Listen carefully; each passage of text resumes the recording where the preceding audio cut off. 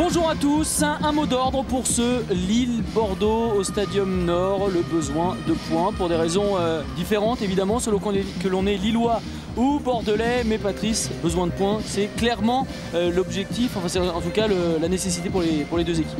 En effet, pour Lille, après une défaite ici contre Le Mans et un résultat aussi négatif à Rennes la semaine dernière, ils ont absolument besoin d'une victoire à domicile. Et pour Bordeaux, il faut rester dans le bon wagon, surtout avec la belle victoire de Marseille hier soir. Donc effectivement un match où les deux équipes ont besoin de points, donc ça risque de nous faire un match animé. On va se remettre en mémoire les résultats d'hier, la 4e journée de Ligue 1 qui a débuté donc avec les victoires de Nice face à Valenciennes. Le Mans s'est imposé à Nantes. Nancy a obtenu sa première victoire de la saison, tout comme Auxerre à Lorient. La belle victoire d'Auxerre. Grenoble continue son beau début de saison avec une victoire face à Monaco. Le Paris Saint-Germain s'est imposé à Caen et l'OM dans la douleur sur la fin du match, mais l'OM s'est imposé.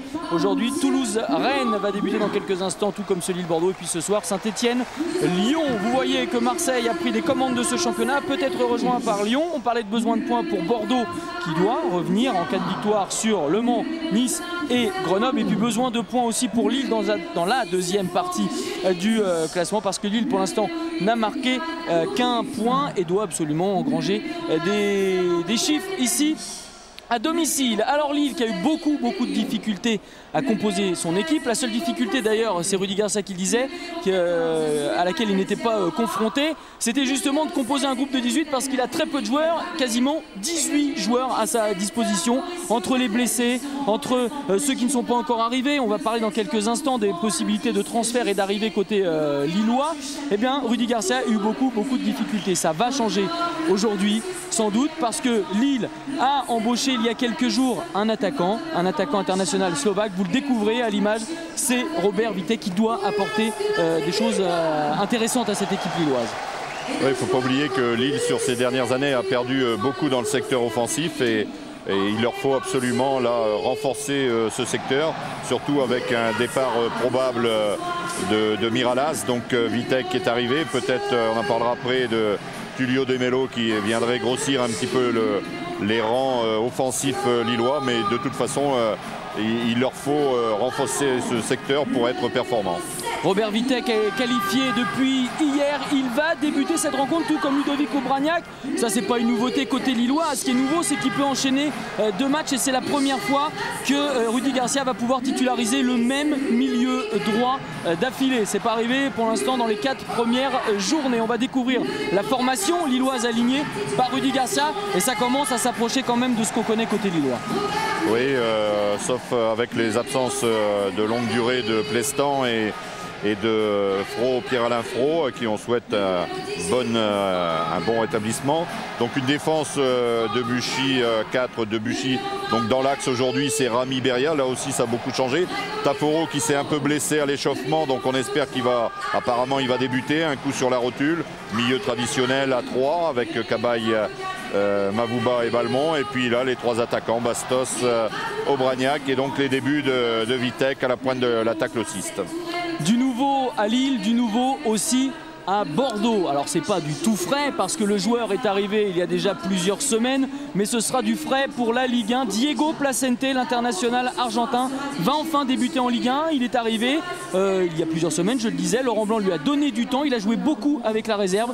Il est prêt et aujourd'hui Laurent Blanc va mettre en place une défense qui est préparatrice au match de Ligue des Champions dans 15 jours face à Chelsea. On va y revenir. Marwan Chama qui est de retour, il n'a pas joué les 2 dernières rencontres parce qu'il était blessé. Lui aussi sera dans cette équipe bordelaise, pas pour débuter. En revanche, on va le voir dans quelques instants. Et puis on attend beaucoup forcément Johan Gouffran qui pour l'instant, et c'est lui-même qui le reconnaît, n'a pas pu être aussi décisif qu'il le souhaiterait.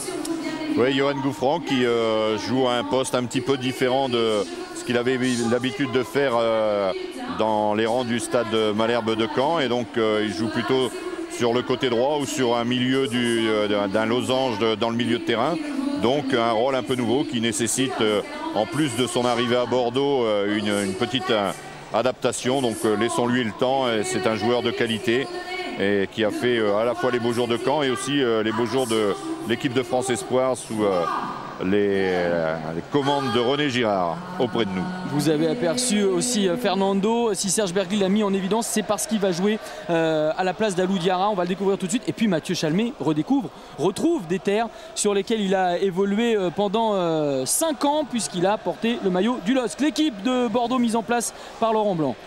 Donc la rentrée de Placente au poste d'arrière gauche qui entraîne le passage de Jurietti sur le côté droit, défense centrale habituelle, le milieu donc en losange avec Fernando, comme l'a dit Grégory, juste devant la défense, les 3 milieux offensifs que sont Gouffran, Gourcuff et Wendel, et 2 attaquants, Bellion et Kavenaghi devant. Donc une équipe, je dirais, à allure offensive et une envie de s'imposer ici à Lille.